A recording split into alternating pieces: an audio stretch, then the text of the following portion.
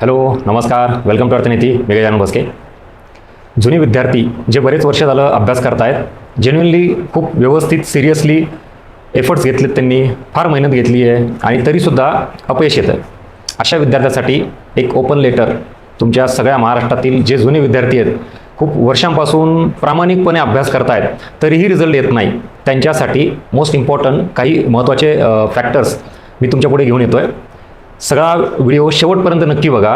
इतक्या वर्षाचं जे सगळं काय म्हणतो आपण त्याला स्टक झालेलं आहे ते तुम्हाला एक विजन क्लॅरिटी म्हणून ज्याला आपण म्हणतो तसं नक्की या व्हिडिओमार्फत मिळेल. बघा, तुमच्यासमोर इमेज आहे. सध्या जुन्या विद्यार्थ्यांची अवस्था काय. आता हे व्हिडिओ बनवण्यामागचा उद्देश असा आहे की गडवची पूर्वपरीक्षा झाली किंवा त्याच्या आधी काही एक्झाम झाल्यात, त्यानंतर मग विद्यार्थ्यांचा फ्लो वाढला, म्हणजे जे मेसेज असेल किंवा फोन असेल किंवा येऊन ऑफिसला भेटणं असेल, विशेषतः जुन्या विद्यार्थ्यांचा. कशामुळं? कारण सर आता पुढची दिशा काय. कारण सतत आम्ही अभ्यास करूनही अपयश येत असेल तर कुठं चुकतं नेमकं, याबाबत खूप जास्त विद्यार्थ्यांची विचारणा सुरू झाली आहे. आणि मग मला असं वाटलं की फक्त जे भेटतायत, बोलतायत, ऑफिसला येत आहेत त्यांच्यापुरतं मर्यादित न ठेवता ॲक्च्युअल पुण्याच्या बाहेर सुद्धा बरेच असे विद्यार्थी आहेत की प्रामाणिकपणे अभ्यास करूनही अपयश येतं, त्यांच्यापर्यंत काही मुद्दे मला पोहोचायचे होते. त्यासाठी हा व्हिडिओ घेऊन येतो. बघा, या इमेजमार्फत आपल्याला दिसतंय की सध्या विद्यार्थ्यांची अवस्था सगळ्यांकडून क्वेश्चनिंग केली जाते. हा आपला जुना विद्यार्थी प्रामाणिकपणे अभ्यास करणारा.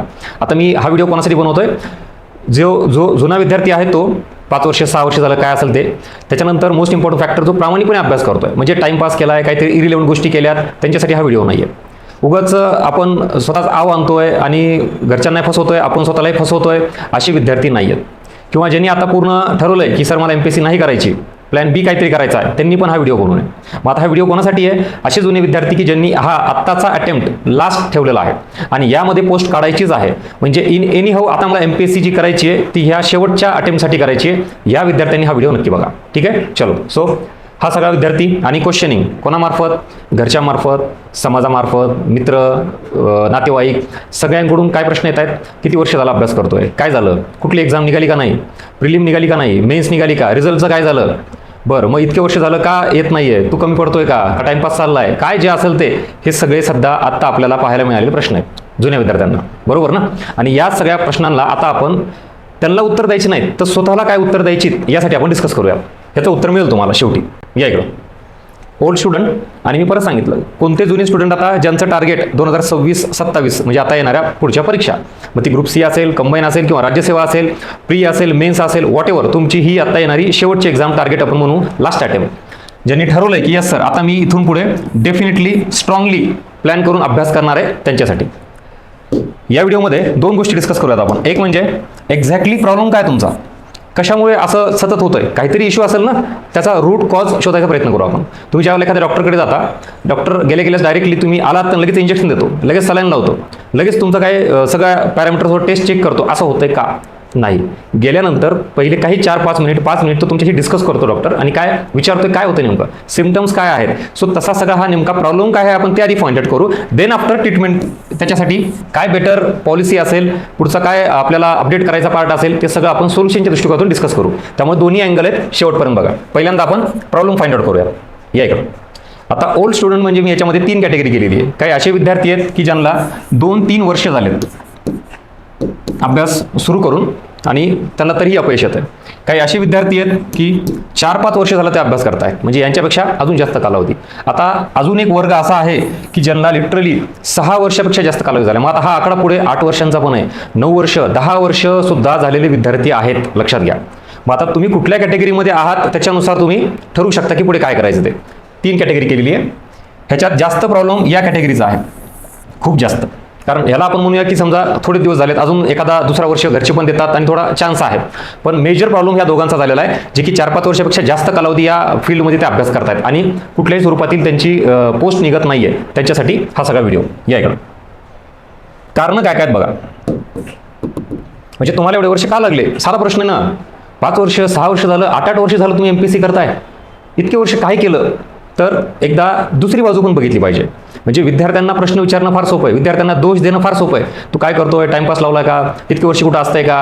पण माझं असं म्हणणं आहे, जरा विद्यार्थ्यांच्या बाजूने एकदा फक्त विचार करून दुसरी ही बाजू थोडी बघितली तर लक्षात येईल ही सगळ्याच या फेलरला पूर्णतः 100% विद्यार्थीच जबाबदार नाही आहेत. काही इतर अदर फॅक्टर आहेत, पॅरामीटर्स आहेत की ज्यामुळे त्याला इतके वर्ष लागले.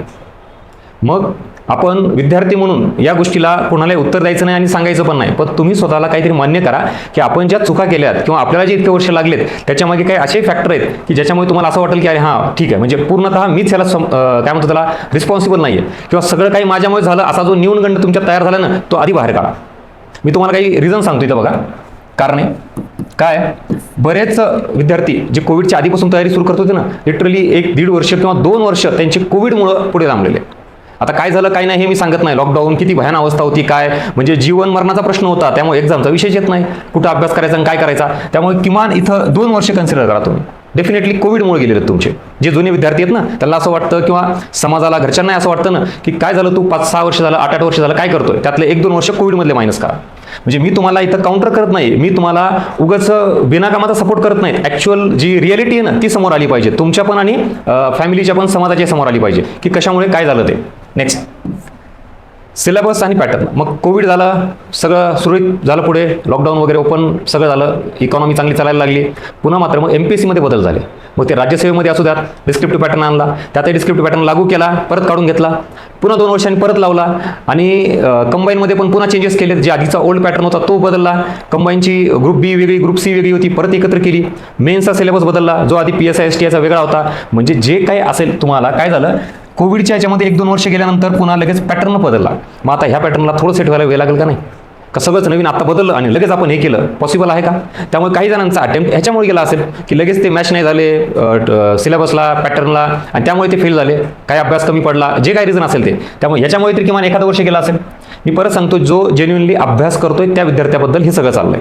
नेक्स्ट, एक्झाम पोस्टपोन होणे. आता कोविड पण झाला, प्रॉब्लेम सॉल्व, ठीक आहे, सिलेबस पण बदलला, काय झाला तोही सेट झाला आता. पण नंतर असं झालं काही कारणांनी, तुम्ही बघा 24मध्ये आणि 2024 आणि 2025मध्ये लिटरली एक अख्खं वर्ष गेलं 24. मला वाटतं कधी नाही ते आत्तापर्यंतच्या इतिहासामध्ये राज्यसेवा 4 वेळा काहीतरी पुढे गेली बघा. Not a joke. एकच एक्झाम तुम्ही 3-4 वेळा 5 वेळा पुढे ढकलताय, म्हणजे विद्यार्थ्यांनी काय करायचं. आणि मला वाटतं त्याच वर्षी काहीतरी कंबाईन तर आलीच नाही आणि इयर एंडिंगला झाली. म्हणजे 1 वर्ष असं गेलं तर त्याच्यामध्ये एकही एक्झाम झाली नाही, विचार करा. आणि मग विद्यार्थ्यांनी कशाचा अभ्यास करायचा आणि काय करायचं पुढं.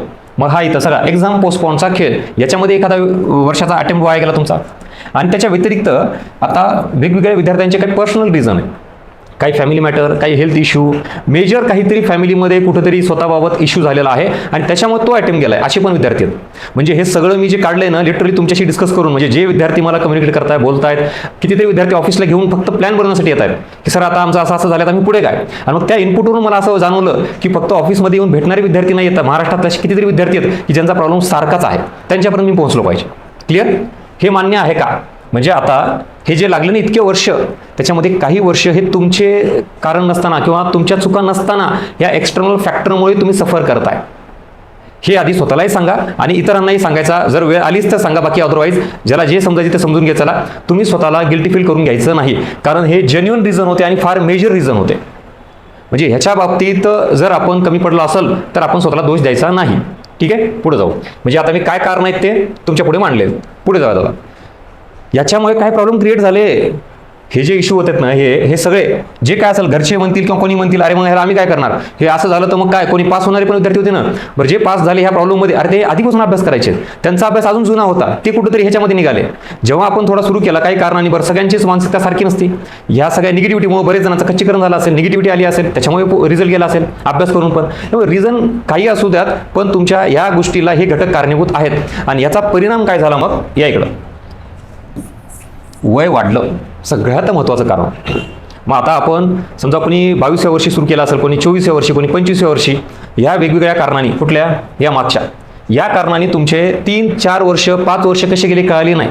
म्हणजे तुम्ही जर 22चे असाल तर 28वर गेले, 24चे असाल तर 30वर गेले, 25चे असाल तर 30-32वर गेले. मग हे जे एज फॅक्टर जो तुमचा वाढला आहे त्याला हे घटक कारणीभूत आहेत, हे एक लक्षात ठेवा. नेक्स्ट, त्याच्यामुळे आता काय झाला, अजून एक प्रॉब्लेम क्रिएट झाला, फॅमिली प्रेशर. साहजिक आहे, आता घरच्यांची काही चूक नाही, त्यामुळे त्यांना दोष देऊन फायदा नसतो. कुठल्याही कारणाने का असणार, तुम्ही जर 4-5-6 वर्ष झालं MPSC करता, रिझल्ट येत नाही, तर सोसायटी समाजही त्यांच्यावर प्रेशर टाकत असतो.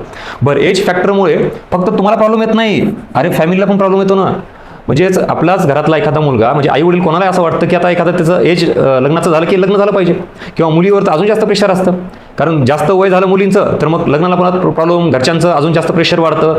इन एनी हाऊ, म्हणजे तुम्ही विद्यार्थी म्हणूनही तुम्हालाही प्रेशर येतं, स्वतःचं वय वाढतं आणि त्यासोबत जास्त फॅमिलीवर प्रेशर येतं. इन एनी हाऊ, आता बाबा तू एकतर MPSC थांबव किंवा पटकन पोस्ट काढ, काय असेल ते पुढचं बघता येईल आपल्याला. हे इथपर्यंत तुम्हाला मान्य आहे का? आणि असंच झालंय का तुमच्या बाबतीत पण? आणि ह्याच्या पलीकडे मग आता अजून एक महत्त्वाचा फॅक्टर येतो. इतके वर्ष जे खर्च केलेले आहेत आपण, मग ते पुण्यात असाल, राहात तुम्ही, रूम, बॅच, काय कुठले क्लासेस लावले, पुस्तकं घेतले, खाणं पिणं राहणं काय जे असेल ते, मग इतके वर्ष झालं सतत घरचे खर्च करतायत, तर साहजिक आहे आता पुढे त्यांची कॅपॅबिलिटी नसेल, सगळ्यांचीच आर्थिक परिस्थिती सारखी नसते, त्यामुळे तेही फायनान्शियल प्रॉब्लेम यायला सुरुवात झाली. म्हणजे एकंदरीत कुठल्याही कारणाने का असना, तुम्हाला 4-5 वर्ष लागल्यानंतर हे 3 मेजर फॅक्टर मला दिसून आले बऱ्याच विद्यार्थ्यांच्या बाबतीत: एज, फॅमिली आणि फायनान्शियल, हे 3 प्रॉब्लेम. बरं, आता तुम्ही मला सर मला सोल्युशन काय ते पुढे बघूयात, पण ह्या 3 प्रॉब्लेमचा परिणाम आता इंडिव्हिज्युअल एखादा स्टुडंट, तो व्यक्ती किंवा तो विद्यार्थी, त्याच्यावर काय व्हायला लागला बघा. याच्यामुळे त्याच्यावर प्रेशर, बर्डन वाढायला लागलं डे बाय डे. एजचा असेल, फॅमिलीचा असेल किंवा फायनान्शियल प्रेशर असेल. साहजिकच जो जेन्युइनली प्रामाणिक अभ्यास करतोय म्हणल्यावर त्याला जाणीव असेल घरच्यांची, सगळ्यांची त्यागाची. आईवडील पण खूप कष्ट करून इतके दिवस त्यांनी पैसे पुरवले, पण आता नाही झालं. जसं की आता नीटचं पण झालं बघा, नीट एक्झाम काय पेपर फुटला, त्या वर्षी किती विद्यार्थ्यांनी प्रामाणिक मेहनत घेतली होती, वर्ष वाया गेलं का नाही? तुम्हाला न्यूजमध्ये तुम्ही बघितलं का नाही, डोंट नो. कितीतरी असे कुटुंब आहेत, आईवडील आहेत की त्यांनी शेती विकली होती, कोणी गहाण ठेवलं होतं, कोणी कर्ज काढलं होतं आणि मुलीला डॉक्टर बनवायचं होतं. गेलं तो अटेम्प्ट, आता ते पैसे गेले, म्हणजे हेच फायनान्शियल रिसोर्सेस वेस्ट गेले, एज पण गेलं.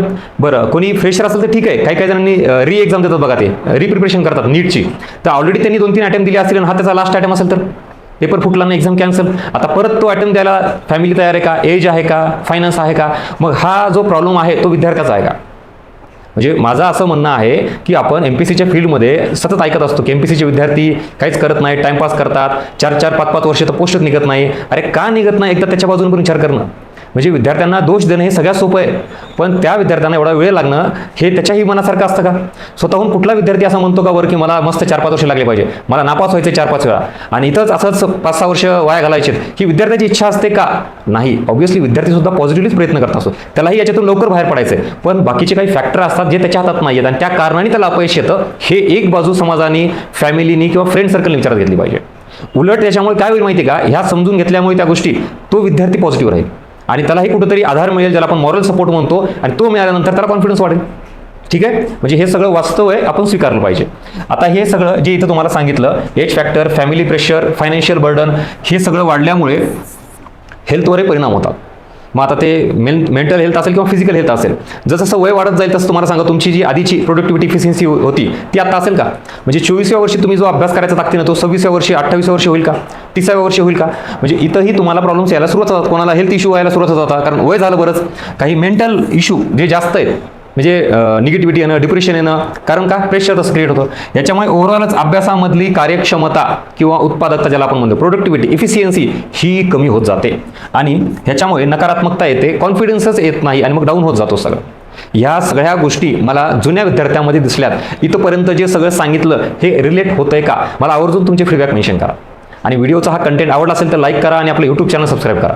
मी तुम्हाला मागे बरेच दिवसापासून सांगतोय, मी अशा गोष्टीवर काम करतोय, म्हणजे इकॉनॉमिक्स हा माझा मेन सब्जेक्ट आहेच आहे, पण मला जे विद्यार्थी इथं भेटायला येतात ना पुण्यामध्ये ऑफिसला, त्याच्यातून मला जे काही प्रॉब्लेम्स येत आहेत, मला असं वाटतं उगाच तेवढ्यापुरतं ते ऐकायचं सोडून द्यायचं असं न करता, त्यातून जे इनपुट्स मला घेता येईल आणि इतर विद्यार्थ्यांपर्यंत पोहोचता येईल ते मी पोहोचायचं काम करतोय. आणि या सगळ्याच्या व्यतिरिक्त तुमचे अजूनही काय डाऊट असेल तर आवर्जून मला कमेंट बॉक्समध्ये मेन्शन करा, म्हणजे जेणेकरून मी त्याच्यावर व्हिडिओ बनवल.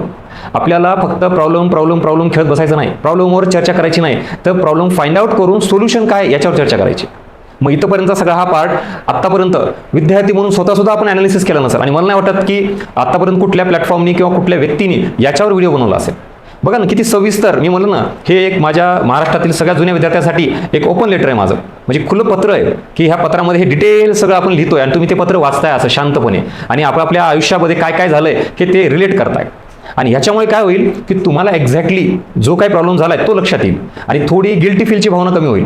जे आपण स्वतःला दोष देतो ना, सगळं माझ्यामुळे झालं, मीच चुका केल्या, तर असं नाही बाबा, हे इकडं आहे. हां, आता जे विद्यार्थी स्वतःहून कमी पडलेत, अभ्यास नाही केला, टाइमपास केला, त्यांच्यासाठी अजिबात माझा सपोर्ट नाही. मी या विद्यार्थ्यांच्या सोबत आहे जे जेन्युअनली खूपच एफर्ट्स घेऊन प्रामाणिकपणे सतत अभ्यास करतायत. त्यांच्यासाठी हे चाललंय सगळं आणि ॲक्च्युली त्यांच्या मागे आपण उभं राहिलं पाहिजे. कारण काही एक्सटर्नल फॅक्टरमुळे त्यांना अपयश आलं, काही एक्सटर्नल फॅक्टरमुळे जे त्यांच्या हातात नाही त्यांच्यामुळे त्यांना 4-5 वर्ष एक्स्ट्रा लागलेले आहेत. या विद्यार्थ्यांसाठी हा सगळा खटाटोप आहे माझा. ठीक आहे, चलो. सो प्रॉब्लेम क्रिएट झाले, काय नाही, बिकॉज ऑफ दिस फॅक्टर, हे रिझन आहे त्याच्यामागे. आता पुढे आहे.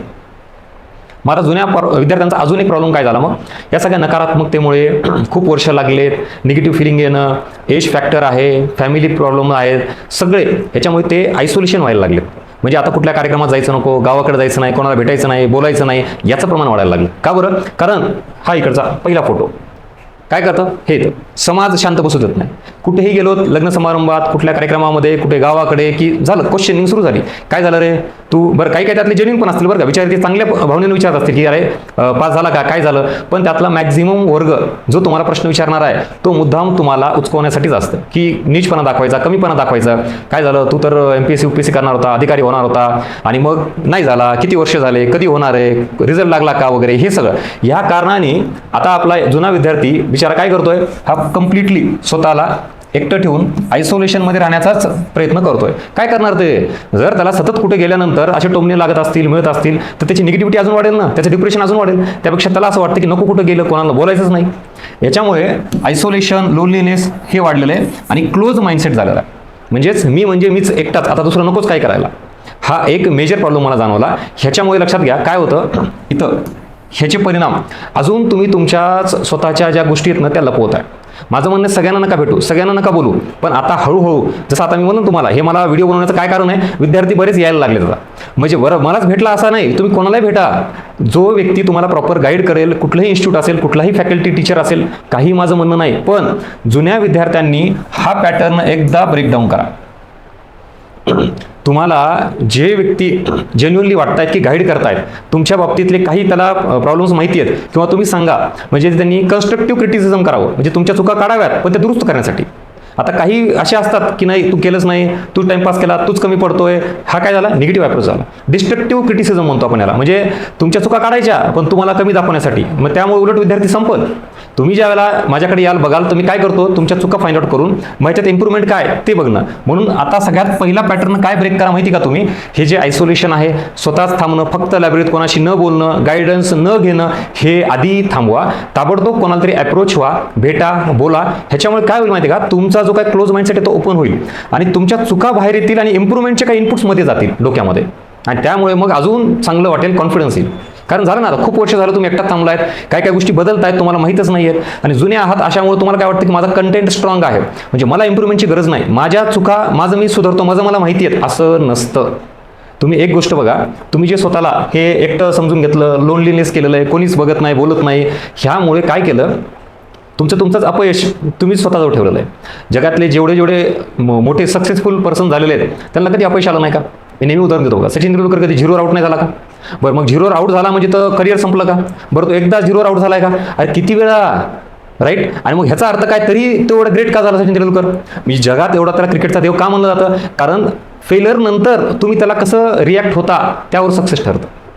आणि विद्यार्थी म्हणून सुद्धा आपण जुने, आपल्याला जे अपयश आलंय ठीक आहे, आता त्या अपयशाला तुम्ही कसं रिॲक्ट करता, कसं डील करता, याच्यावर तुमचं पुढचं सक्सेस आहे. नाही तर मग बसा. मग अपयश सगळ्यालाच येतं, पण त्याच्यानंतर तुम्ही काय करता हा खरा सगळ्यात महत्त्वाचा पुढचा मुद्दा येतो, जो आपण तसाच बांधून ठेवतो, डिस्कस करत नाही.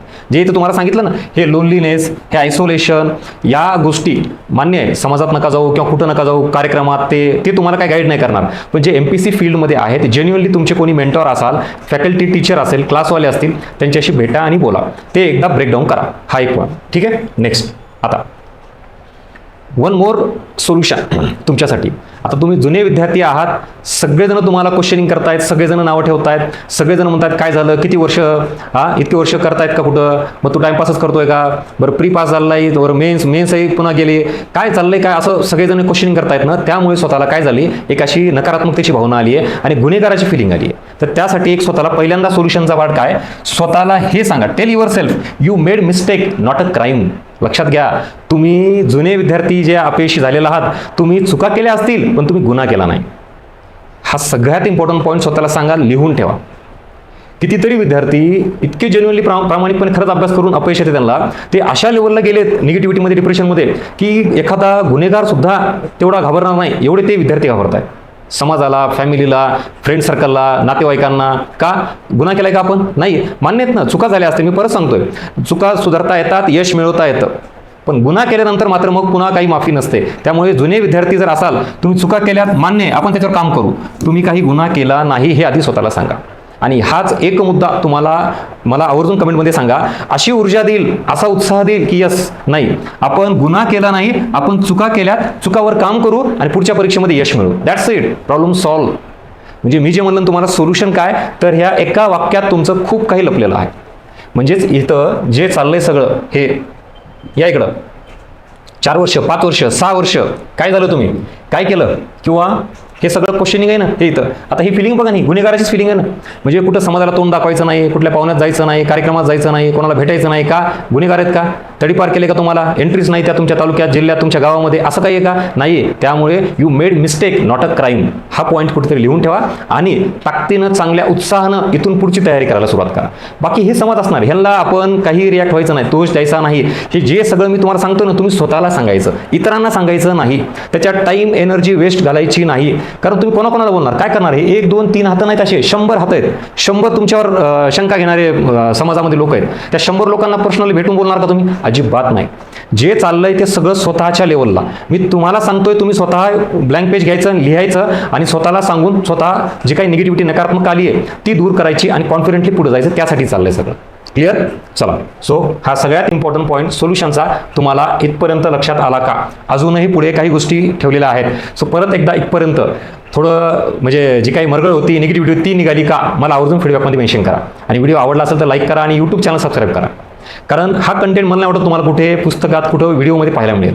आणि हे सगळं अनुभवातून, म्हणजे मला ह्या फील्डमध्ये जवळपास 15 वर्ष झाली, 15 वर्ष, आणि टीचिंगला नियर अबाउट 12 वर्ष झाले. म्हणजे मी स्वतः अभ्यास करून नंतर हे, आणि इतक्या टीचिंगच्या इतक्या वर्षातून, म्हणजे अख्ख्या महाराष्ट्रातून जे काही कॉन्टॅक्टमध्ये आहेत विद्यार्थी, पुण्यात जे ऑफिसला येऊन भेटत आहेत, त्या सगळ्याच्या ह्याच्यातून, इनपुटमधून मला जे वाटतं त्याच्यानुसार मी तुमच्या समोर हे घेऊन येतोय. आणि इथपर्यंतच्या लेक्चरमधून ब्लँक पेज घ्यायचं, त्याच्यावर हे सगळे मुद्दे लिहायचे आणि सोल्युशनच्या अँगलने काम करायचं. पहिला सगळ्यात महत्त्वाचा मुद्दा हा आहे की आता स्वतःला दोष देणं बंद करा, गुन्हेगार समजणं बंद करा. चुका झाल्या असतील, आपण दुरुस्त कशा करायच्या त्या पुढे बघूया. चला नेक्स्ट. आता इथं काय करायचं तुम्हाला? सर माझं झालं, कळालं, लक्षात आलं, यस, कॉन्फिडन्स वाढला, छान वाटलं बघून की स्वतःलाच मी एकदम गुन्हेगार समजत होतो किंवा उगाच एकटंच बसत होतो, लोनलीनेस पण आला होता, सगळं झालं, पण आता ती मरगळ दूर झाली. आता पुढे काय करायचं सांगा सर. घ्या पहिला पॉईंट. चला, फाइंड आउट युअर स्ट्रेंथ. अरे तुम्ही इथपर्यंत आलात, तुम्ही म्हणतो ना आपण जुन्या माणसांना, अरे फार यांनी उन्हाळे पावसाळे बघितलेत, तसं तुम्ही पण आहेत ना. मग इतके उन्हाळे पावसाळे बघितलेत, कोविड बघितला, चेंज झालेला पॅटर्न बघितला, 1-1 वर्ष एक्झाम न होण्याचा कालावधी, वेटिंग पिरियड बघितला. अजून काय पाहिजे? याचा अर्थ तुमच्यात क्षमता आहेत, प्रचंड कॅलिबर आहे, तुम्ही फार स्ट्रॉंग आहात, इथपर्यंत आलात म्हणजे. सो तुमच्यात काहीतरी स्ट्रेंथ आहे, ती स्ट्रेंथ फाइंड आउट करा आणि नोट डाऊन करा. तुमच्यात पेशन्स आहेत, तुमच्यामध्ये काहीतरी ते निगेटिव्हिटी किंवा जो सगळा कालावधी अस्थिरतेचा तो डील करण्यासाठी तुमच्या क्षमता आहे, म्हणून तुम्ही इथपर्यंत आलात. म्हणजे जुने विद्यार्थी हे सगळेच वाईट आहेत. जुन्या विद्यार्थ्यांनी काहीच नाही केलं, टाइमपास केला, नापास झाला, पासच होत नाही असं नाही. त्याच्याकडे काही चांगलं पण आहे ना, म्हणून तर ते लढते प्रामाणिक. आणि शेवटी स्वप्न असतात, इच्छा असती घरच्यांची, स्वतःची, अख्ख्या कुटुंबाचा सगळा जो काही गरिबीचा, दरिद्रीचा दुष्काळ आहे तो दूर करायचा असतो आणि अधिकारी व्हायचा असतं. का? स्वप्न बघणं वाईट आहे का? पण त्या स्वप्नांच्या मध्ये फार अडथळे आले आणि म्हणून वेळ लागला. That's it. त्यामुळे आपल्यात काहीच नाही आहे, आपण शून्य आहोत, मला काहीच येत नाही असं अजिबात नाही आहे. त्यामुळे पहिल्यांदा काय करा? Find out your strength. तुमच्या काय काय आहे ते नोट डाऊन करून घ्या. नेक्स्ट. आता दुसरा महत्त्वाचा पॉईंट आहे, कदाचित इथं बरेच विद्यार्थी चुकत आहेत. सगळ्यात दुसरा महत्त्वाचा पॉईंट याच्यानंतरचा, accept your mistakes or weakness. म्हणजे तुम्ही तुमच्या चुका, आता बऱ्याच जणांना स्वतःची चुका माहिती असतात बरं का, पण मग ते ॲक्सेप्ट करत नाहीत, मान्य होत नाही स्वतःच्या चुका मान्य करणं. ते आधी मान्य करा, ही सुद्धा महत्त्वाची लढाई आहे. तुम्ही चुका मान्य केल्या तर चुका दुरुस्त करता येतात. तुम्ही मान्य केलात की मला गायडन्सची गरज आहे, तर तुम्ही पुढे जाऊन काहीतरी इम्प्रूव्हमेंट करू शकता. नाहीतर मला काहीच येत नाही, माझं काहीच चुकत नाही, मी एकदमच परफेक्ट आहे, मला सगळंच येतं, असंच जर बसत असाल त्याचा अर्थ मग इतके वर्ष का लागत आहेत, याचं पण उत्तर शोधावं लागेल. काहीतरी चुकतं ना, असं नाही की सगळंच एक्सटर्नल फॅक्टर ढकलून द्यायचं. म्हणजे आता जे मी सगळं सांगितलं, काही कारणांनी आपले इतके वर्ष लागले, पण त्यात आता आपलंही स्वतःचंही बघावं लागेल की त्यापैकी मान्य आहे काही फॅक्टर्स बाकीचे मला अपयशाला कारणीभूत ठरले, पण माझाही कुठला फॅक्टर चुकत असेल तर तो आधी मान्य करावा लागेल आणि तो बदलावा लागेल. नेक्स्ट. याच्या बेसिसवर मग चांगला स्ट्रॉंग प्लॅन बनवा. हे इथं इथून पुढे मी काय केलं पाहिजे यासाठी एकदम कॉन्क्रीट प्लॅन बनवायचा आणि फोकस ऑन इम्प्रूव्हमेंट, जी की जुन्या विद्यार्थ्यांनी थांबवली आहे. मला हा एक पॅरामीटर जाणवला. जे 4-5 वर्षापूर्वी जो कंटेंट वाचलाय, जो टॉपिक वाचलाय, जे 4-5 वर्षापूर्वी मला माहिती, आजही तेवढंच माहिती. अरे मग तू जुना आहे म्हणल्यानंतर तू डेप्थ वाढव, अजून थोडं वाढव ना. पण याचा अर्थ खूप भरमसाठ नॉलेज वाढवायचं असंही नाही. आयोगाला अपेक्षित असलेली डेप्थ वाढवायची. आय रिपीट, उगाच इरिलेव्हंट अनवॉन्टेड कितीही वाचून नॉलेज घ्यायचं नाही, तज्ञ व्हायचं नाही. मी काय म्हणतो, आयोगाची जशी लेवल बदलती, आयोगाची डिमांड बदलती, त्या डिमांडनुसार तुम्ही अपडेट झालं पाहिजे, इम्प्रूव्हमेंट केली पाहिजे, तसा कंटेंट बदलला पाहिजे. उगाच कितीही भरमसाठ वाचून तज्ञ व्हायचा प्रयत्न करू नका. डिमांड ऑफ द एक्झाम विचारात घेऊन जशी इम्प्रूव्हमेंट गरजेची तशी इम्प्रूव्हमेंट करा. तुम्हाला काही गोष्टी जुन्या विद्यार्थ्यांना साधे सिंपल फॅक्ट्स पाठ होत नाहीत, पण ती परीक्षेची गरज आहे ना. म्हणजे आता मी जर म्हणलं तुम्हाला पंचवार्षिक योजनेचा कालावधी सांगा बरं, 7व्या पंचवार्षिक योजनेचा कालावधी नाही सांगतायत सर, ते फार फॅक्च्युअल आहे, पाठ होत नाही मला. अरे पण परीक्षेची डिमांड आहे ना. म्हणजे मला काय म्हणायचं कळालं का, तुमच्या ज्या काही गोष्टी आहेत ज्या तुम्हाला जमत नाहीत त्याच्यावर काम करा, त्याला म्हणायचं इम्प्रूव्हमेंट. म्हणजेच इथं मिस्टेक्स कुठल्या कुठल्या झाल्यात, तुमचा विकनेस काय काय आहे.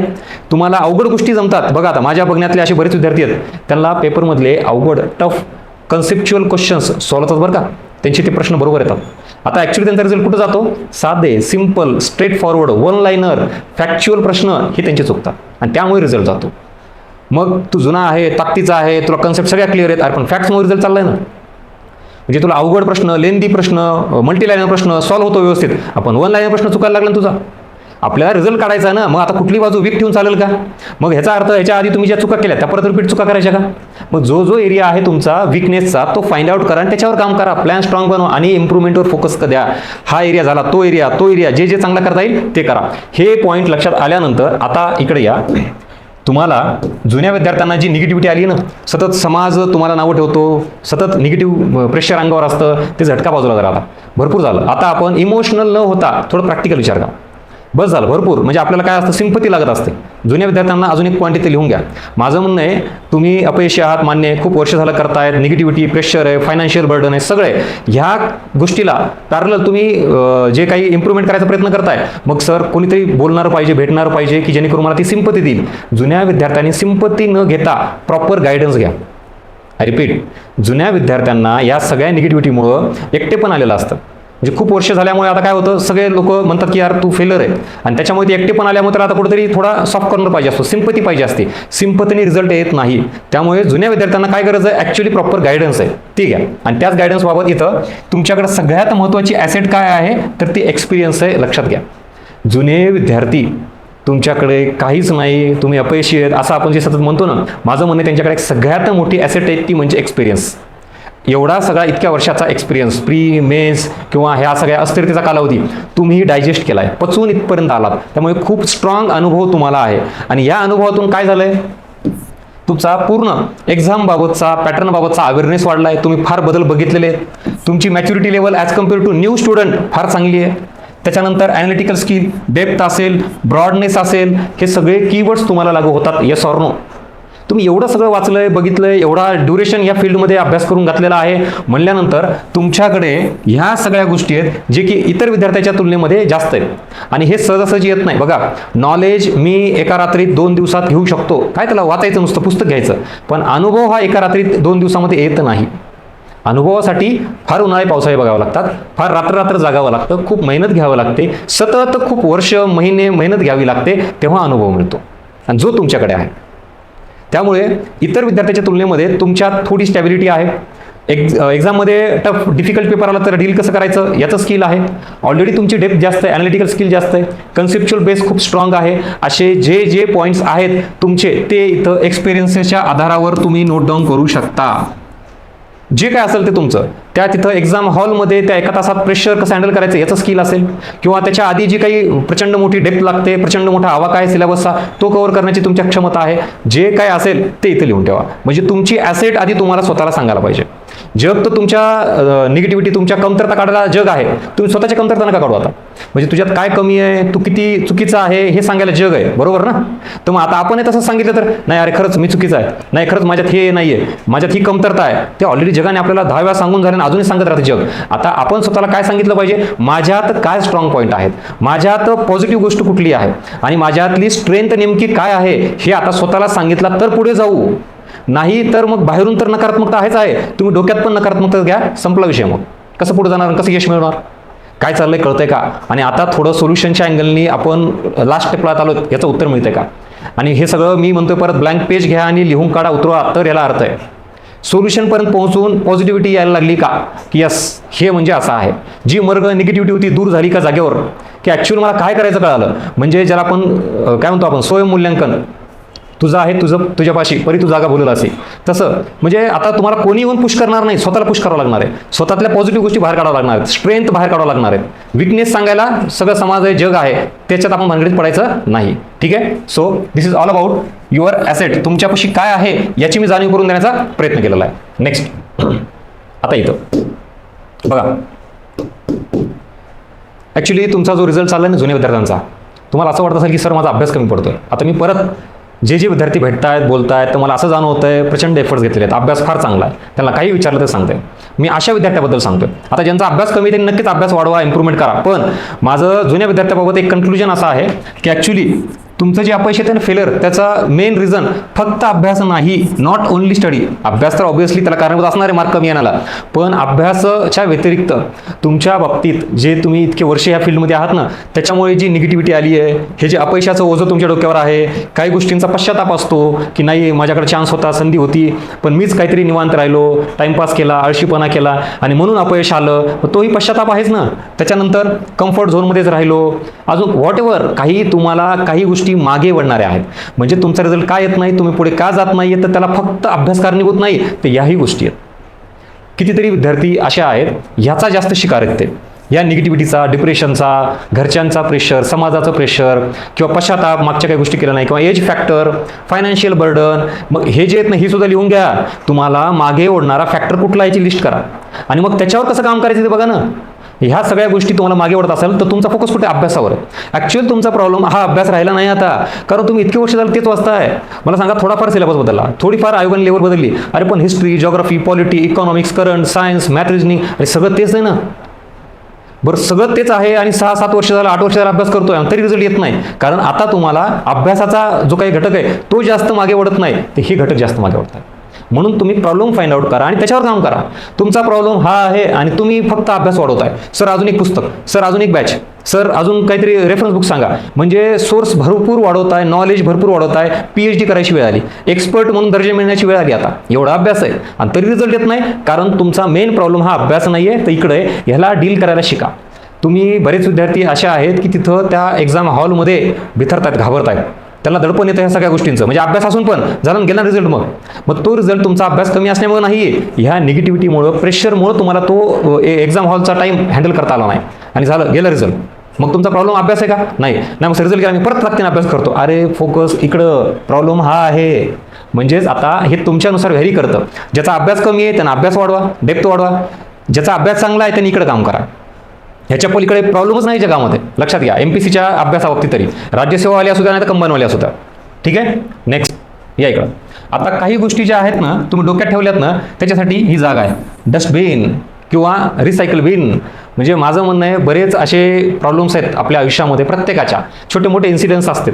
नकारात्मकता, निगेटिव्हिटी असेल तर सगळ्याच गोष्टी डोक्यात ठेवायच्या नसतात, काही गोष्टी याच्यात ठेवायच्या असतात. द्या टाकून, करा डिलीट पूर्ण. ज्याला आपण म्हणतो ते मोबाईलमध्ये कॅचे क्लिअर करणे, मोबाईलचा जो काही ग्लिच असतो ते पूर्ण डिलीट करतो, कॅचे क्लिअर करतो. तसं आता अजून एक सोल्युशन काय माहिती का, जुन्या विद्यार्थ्यांनी बऱ्याच गोष्टी फक्त डोक्यात ठेवून ठेवलं. अपयश आत्तापर्यंत आलेलं, खूप काही कोणी बोललेलं असतं समाजात, पाहुण्यांमध्ये, ते मनात लागलेलं असतं, मग त्याला दाखवायचं असतं, किंवा आपलंच सगळं अपयश आपल्यालाच नकारात्मकता निर्माण करतं. जे काय असेल ते डोक्यात ठेवलं तुम्ही. माझं म्हणणं ह्या गोष्टी डोक्यात ठेवण्याची जागा नाही आहे, तिची जागा इथं आहे. द्या टाकून, डिलीट करा. आत्ताच्या आत्ता हा व्हिडिओ बघताना, व्हिडिओ झाल्यानंतर पूर्ण शांत बसा, डोक्यातल्या गोष्टी डिलीट करा आणि ती जी जागा त्यांनी ऑक्युपाय केलेली ना, ती मोकळी झाल्यावर तिथं कंटेंट टाका. म्हणजे विचार करा, तुम्हाला हिस्ट्री, जिओग्राफी, पॉलिटी, इकॉनॉमिक्स एवढे सब्जेक्ट आहेत, अरे त्याचाच कंटेंट डोक्यात ठेवायला जागा नाही आहे. आणि तुम्ही जर ह्या अशा गोष्टी ठेवलेल्या आहेत, ह्या मागं ओढणाऱ्या, ह्या कापून टाका ना डायरेक्ट आणि ह्या इथं उचलून द्या टाकून. इथं आलं का लक्षात? बघा किती रिलॅक्स वाटेल आणि मला आवर्जून परत सांगा. म्हणजे हा व्हिडिओ बघितल्यानंतर पुन्हा फीडबॅक मला मेन्शन करा आवर्जून. आपल्या ऑफिशियल नंबरवर किंवा ऑफिसला येऊन भेटा. तुम्हाला जे वाटतं ते पण तुम्ही व्यक्त व्हा. या व्हिडिओचा माझा जो मेन उद्देश आहे तुमच्यापर्यंत पोहोचला का सांगा. कितीतरी गोष्टी डोक्यात अशा बिनाकामाच्या, इरिलेव्हंट, अनवॉन्टेड डोक्यात घर करून ठेवलेल्या असतात. आपण ताबडतोब जागा मोकळी करा. भरपूर गोष्टी चांगल्या ज्या परीक्षेसाठी लागणार आहेत त्याला जागा लागणार आहे. बिनाकामाच्या गोष्टींची जागा ही आहे डिलीट बॉक्स. इथं म्हणतो ना, हे कुठेतरी फोटो सेव्ह करून ठेवा आणि असं काय आठवलं की गजानन भस्के आठवला पाहिजे. अरे ही अनवॉन्टेड गोष्ट आहे, इरिलेव्हंट गोष्ट आहे, उचलून ते टाकून डिलीट करून टाक आणि जागा मोकळी कर. तिथं टाक एखादा टॉपिक आपल्या कुठल्या सब्जेक्टचा, कामाचा, तिथं टाक एखादा PYQ, एखादी टेस्ट सिरीज, त्याचं काही फॅक्ट कन्सेप्ट, ह्या जागा गोष्टी जास्तीत जास्त ठेवा, बाकीच्या मात्र टाकून द्या आणि मागे ओढणारे फॅक्टर ताबडतोब याला कात्री मारा आणि बाहेर पडायच्यातून. यस. सो फायनली इथपर्यंत जो प्रवास होता हा सगळा तुमच्या आयुष्याचा एका नव्या लेवलला घेऊन आलाय का? म्हणजे आपण जे 6-7 वर्ष, 8 वर्षाचं, 10 वर्षाचं कोणी जे ओझं घेऊन बसलं होतं, ओझं उतरलं का जागेवर? जी मळब होती, नकारात्मकता होती, ती थोडी का असणार दूर झाली का? मी म्हणत ना लगेच खूप भारी झालं, पण काहीतरी सोल्युशनच्या अँगलनी प्रवास सुरू होतोय का? नाही, अरे हा मार्ग होता की मी विचारच केला नाही, उगाच स्वतःला सॅच्युरेशन करून घेतलं होतं. ह्या सगळ्या गोष्टी या व्हिडिओमधून तुम्ही घेणं अपेक्षित आहे. आणि याच्यामध्ये आत्तापर्यंत तुमचा अप्रोच हा होता का? हे दगड मारणारे सगळे, म्हणजे तुमच्यावर क्वेश्चनिंग करणारे, काय झालं, किती वर्ष झालं, अजून नाही, वय किती व्हायला लागले बघ, अजून लग्न नाही, अजून सेटल नाही बघ, ह्यानं घर घेतलं, त्यानं गाडी घेतली, तो सेटल झाला, हे झालं ते झालं, अजून तू अभ्यासच करतोय का, वगैरे वगैरे. हे जे आहेत ना, हे सगळे असणारच आहेत. आता तुम्हाला रडत बसायचं का? रडत न बसता ह्या सगळ्या गोष्टीवर नीट विचार करून लढायचं आहे आपल्याला. म्हणजे रडत बसायचं आहे का लढायचं आहे, इट्स युअर चॉईस. नाहीतर मग काय चाललंय सगळं. पण तुमच्यात क्षमता आहेत, आता ह्याला कसं करायचं ते बघा. म्हणजे आता तुम्ही लगेच कोणाला काही उलटं बोलणं, हे करणं, हे अपेक्षित नाही. लढणं म्हणजे आपण स्वतःत बदल करणे आणि चांगल्या पद्धतीने अभ्यास करून एक्झाम देणे, दॅट्स इट. हीच लढाई आपली. लढाई कुठल्या व्यक्तीबद्दल, समाजाबद्दल, नातेवाईकाबद्दल अजिबात ठेवू नका. ते उलट तुम्हाला त्रासदायक ठरेल आणि तुम्ही ह्याचा अर्थ चुकीच्या गोष्टीकडे करतायत, चाललायत. मग इथं सगळा उद्देश सांगण्याचा हा होता. आपला सगळा जो काही पार्ट होता हा आतमध्येच आहे, मेंटल गेम आहे. इथं तुम्ही तुमची सगळी जी काही नकारात्मकता, जी काही आपण निगेटिव्हिटी, ग्लिच म्हणतो ना, ती आपल्यात आहे, ती काढा. आणि रडायचं आहे की लढायचं आहे हे एकदा डिसाईड करा. आणि रडत बसायचं असेल तर बसा, मग तुम्ही वर्षानुवर्षे अशी तुमची निघून जाईल. आणि लढायचं असेल, तुम्ही आत्ता सगळा तुमचा प्लॅन दिलेला आहे, तो प्लॅन तुम्हाला डेफिनेटली वर्कआउट होईल, जो इथं दिलेला आहे. ह्याच्यात टाकायचं हे सगळं. आणि इथं तुमचे स्ट्रॉंग पॉईंट काय, फाइंड आउट करा. तुमची स्ट्रेंथ, तुमच्या चुका मान्य करा, त्याच्या आधारावर चांगला प्लॅन बनवून इम्प्रूव्हमेंटवर भर द्या. आणि सगळ्यात महत्त्वाचं, आत्तापर्यंत आपण जे काही केलं त्यात चुका असू शकतात, त्या गुन्ह्यामध्ये कन्सिडर करू नका तुम्ही. नाही तर मग अशी स्वतःची गिल्टी फील भावना आणायची की सर सगळं संपलं आणि काहीच नाही. अरे उलट गुन्हेगार सुद्धा ताट मानेनं छातीठोकपणे फिरतात समाजामध्ये, गुन्हेगार सुद्धा. आणि आपण ते विद्यार्थी आहोत, प्रामाणिक प्रयत्न केलेला आहेत, आपला काही हा गुन्हा आहे का? त्यामुळे विचार करण्यासारखी गोष्ट आहे. उगाच कुठल्याही गोष्टीचं बिनाकामाचं ओझं करून घेऊ नका. समाज तुम्हाला गुन्हेगाराच्याच लेवलनी ट्रीट करत असेल तर तुम्ही त्याला काय पद्धतीने चांगलं रिॲक्ट करू शकता, चांगला रिझल्ट दाखवून ही वेळ सांगून देईल. त्यामुळे तुम्ही आता काही करण्यापेक्षा आता जे सगळं सांगितलं याच्यावर एक ब्लँक पेज घ्या, चांगल्या पद्धतीने प्लॅन तयार करा आणि नक्की येणाऱ्या परीक्षेमध्ये चांगला सगळा रिझल्ट तुम्हाला दिसून येऊ शकतो. आणि हे सगळे इव्हॅल्युएशन आपण न केल्यामुळे आपण एका वेगळ्याच जगात होतो. आज असं वाटतं का पृथ्वीवर आलो, जमिनीवर आलो. नाही तर काय झालं होतं, आपलं एक विश्व निर्माण झालं होतं वेगळं जुन्या विद्यार्थ्यांचं. का? कारण हे सगळं जे म्हणलं तुम्हाला, हे एकटं टाकणं समाजानं, 5-6 वर्षाचा लेबल लावणं, सतत फेलर लेबल लावणं, तू अपयशी, किती वर्ष झालं करतोय MPSC. आणि याच्यामुळे आपण एकटं पडून आपलं एक वेगळं जग निर्माण झालं होतं की त्या जगाचा काही संबंध कोणाशी नव्हता, ना इम्प्रूव्हमेंट, ना स्वतःचं काय रिअलायझेशन, सेल्फ इव्हॅल्युएशन, नथिंग, सगळं थांबलं होतं. या व्हिडिओच्या नंतर नवीन सुरुवात करा, वेळ आहे. आणि ऑपॉर्च्युनिटी पुढं अशी आहे की 2026-27 मध्ये जे एक्झाम होणार आहेत, लिटरली तुम्हाला सांगतो, यातून तुम्ही 100% पोस्ट घेऊन बाहेर पडू शकता. पण परत सेम चुका जर करत असताल तर त्या रिपीट करू नका.